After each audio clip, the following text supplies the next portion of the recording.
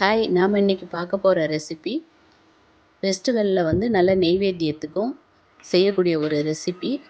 இப்போது நீங்கள் வர ஆயுத பூஜை, சரஸ்வதி பூஜை இந்த மாதிரி ஃபெஸ்டிவலுக்கு, நவராத்திரி, குழு இந்த மாதிரி ஃபெஸ்டிவலுக்கெலாம் இதை நீங்கள் ட்ரை பண்ணி பாருங்கள். இது ரொம்ப வழக்கமாக நம்ம செய்கிறத விட டேஸ்ட்டு ரொம்ப நல்லாயிருக்கும், எல்லாருக்கும் பிடிக்கும். நவராத்திரியில் வரவங்களுக்கெல்லாம் இதை செஞ்சு கொடுத்தீங்கன்னா எப்படி செஞ்சீங்கன்னு கேட்பாங்க. அந்த மாதிரி ஒரு டேஸ்ட்டில் நம்ம இன்றைக்கி வந்து ஒரு டிஷ்ஷு பார்க்க போகிறோம். ஸ்வீட் ரெசிபி ரொம்ப சிம்பிளாக, ரொம்ப ஈஸியாக செய்யக்கூடியது, ரொம்ப டைமும் எடுக்காது. டேஸ்ட்டும் பார்த்திங்கன்னா வேறு லெவலில் இருக்கும். அந்த மாதிரியான இது நீங்கள் டெசர்ட் மாதிரியும் சாப்பிட்லாம். அந்த மாதிரி ஒரு ரெசிபி தான் இது. கேரம்லேஸ் பாயாசம் தான் இன்றைக்கி நம்ம வந்து பார்க்க போகிறோம். நம்ம வழக்கமாக செய்கிற பாயாசத்தை விட நீங்கள் இந்தமாரி சுகரை கேரம்லேஸ் பண்ணி அது கூட நம்ம பால் சேர்த்து செய்யும்போது இன்னும் டேஸ்ட் வந்து உங்களுக்கு வித்தியாசமாக இருக்கும். அதுக்கு நீங்கள் சேமியா வந்து வறுத்த சேமியாவாக எடுத்துக்கிட்டிங்கன்னா ஓகே. இல்லைனாக்கா சேமியாவை ஃபஸ்ட்டு நெய் விட்டு நல்லா வறுத்து எடுத்துக்குங்க. ஒரு பாத்திரத்தில் ஒரு நீங்கள் எவ்வளோ எடுக்கிறீங்களோ அதுக்கு குவான்டிட்டிக்கு தகுந்த மாரி இதெல்லாம் கூட்டவோ குறைச்சவோ செஞ்சுக்கிங்க. ஒரு 4 டேபிள் ஸ்பூன் அளவுக்கு ஒயிட் சுகரை சேர்த்து, தண்ணி எதுவும் சேர்க்கக்கூடாது. அடுப்பை சிம்மில் வச்சுட்டு இதை ஃபஸ்ட்டு நம்ம கேரம்லேஸ் பண்ணிக்கலாம். இதை அப்படியே சுகரை அடுப்பில் போட்டுட்டு இந்த மாதிரி கரண்டியை வச்சு கைவிடாமல் கிண்டிக்கிட்டே இருந்தீங்கன்னா அது மெல்ட் ஆகிட்டு அதோட தன்மை மாறி அது வந்து கேரம்லேஸ் ஆக ஆரம்பிக்கும். இதில் நீங்கள் மெயினாக கவனிக்க வேண்டிய விஷயம் என்னென்னா, இது கசந்துடக்கூடாது. கசந்ததுன்னா டோட்டல் டிஷ்ஷும் வந்து வேஸ்ட்டாக போயிடும். பாயாசம் வந்து உங்களுக்கு கசந்துடும். அது ரொம்ப ரொம்ப ரொம்ப முக்கியமான ஒரு விஷயம். ரொம்ப கவனமாக இந்த ஸ்டேஜில் நீங்கள் வந்து பார்த்து செய்யணும். அடுப்பை சிம்மிலே வச்சு இவ்வளோ போதும் உங்களுக்கு. இந்த ஸ்டேஜிலே நீங்கள் ரொம்ப கவனமாக இருக்கணும். அடுப்பை விட்டு நீங்கள் இறக்கிடுங்க. இறக்கிட்டு நீங்கள் இப்போ தான் ஆரம்ப ஸ்டேஜ் சமையல் செய்கிறீங்க அப்படின்னாக்கா உங்களுக்கு அடுப்புலேயே வச்சு ஊற்றுனா அது மேலே தெறிக்கும். அதனால் அடுப்பை விட்டு கீழே இறக்கிட்டு காய்ச்சி ஆற வச்ச பால் வந்து நீங்கள் எவ்வளோ குவான்டிட்டி எடுக்கிறீங்களோ அதுக்கு தகுந்த மாதிரி பாலெல்லாம் சேர்த்துக்குங்க.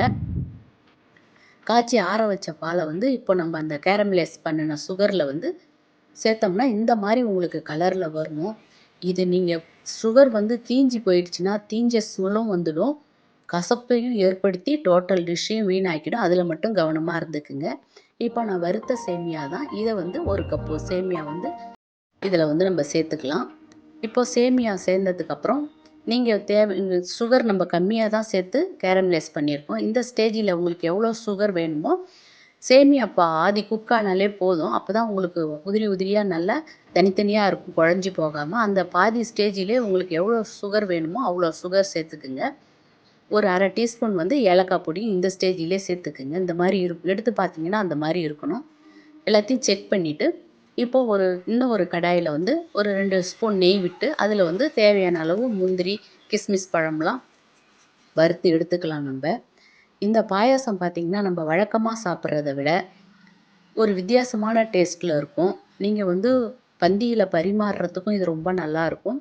டெசர்ட் மாதிரி ஒரு பர்த்டே பார்ட்டி அந்த மாதிரிலாம்னா நீங்கள் டெசர்ட் மாதிரி கூட இதை நீங்கள் யூஸ் பண்ணலாம்.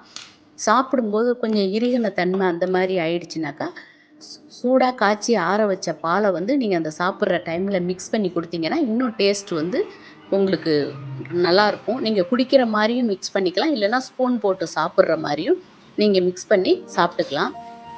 இதை ட்ரை பண்ணி பாருங்கள். ஆனால் அந்த கேரமலைஸ் பண்ணும்போது அதை மட்டும் தீஞ்சிடாமல் கருகிடாத அளவுக்கு பார்த்து ரொம்ப கவனமாக அதை மட்டும் செஞ்சுக்கிங்க. நீங்கள் வழக்கமாக செய்கிறத விட இதை செஞ்சு ட்ரை பண்ணி சாப்பிட்டு பாருங்கள். உங்களுக்கே டிஃப்ரெண்ட் தெரியும்.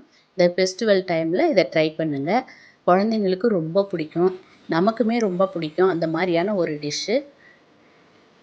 இதை ட்ரை பண்ணி பார்த்துட்டு எப்படி வந்ததுங்கிறத கமெண்ட் பாக்ஸில் சொல்லுங்கள். இந்த வீடியோ உங்களுக்கு பிடிச்சிருந்ததுனாக்கா லைக் பண்ணுங்கள், மறக்காமல் ஷேர் பண்ணுங்கள். நம்ம சேனலை வந்து நிறைய பேர் சப்ஸ்கிரைப் பண்ணாமலே வீடியோ பார்த்துட்ருக்குறீங்க. மறக்காமல் நம்ம சேனலை சப்ஸ்கிரைப் பண்ணிவிடுங்க. சப்ஸ்கிரைப் பண்ணிவிட்டு கூடவே வர பெல் ஐக்கானையும் ப்ரெஸ் பண்ணிவிடுங்க. இந்த டிஷ்ஷை மறக்காமல் ட்ரை பண்ணுங்கள். ஒரு வித்தியாசமான டிஷ்ஷு, ரொம்ப டேஸ்ட் வந்து ரொம்ப ரொம்ப நல்லாயிருக்கும். இது பிடிக்காதவங்களே இருக்க மாட்டாங்க. அந்த மாதிரியான ஒரு டிஷ்ஷு. நெய்வேத்தியத்துக்கு ஒரு பெஸ்ட்டான டிஷ்ஷும் கூட. ஒரு பார்ட்டி ஃபங்க்ஷனுக்குன்னு ஒரு ஆப்டான ஒரு டிஷ்ஷும் கூட. நீங்கள் இதை ட்ரை பண்ணி மட்டும் பார்த்துட்டு எப்படி வந்ததுங்கிறத கமெண்ட் பாக்ஸில் சொல்லுங்கள்.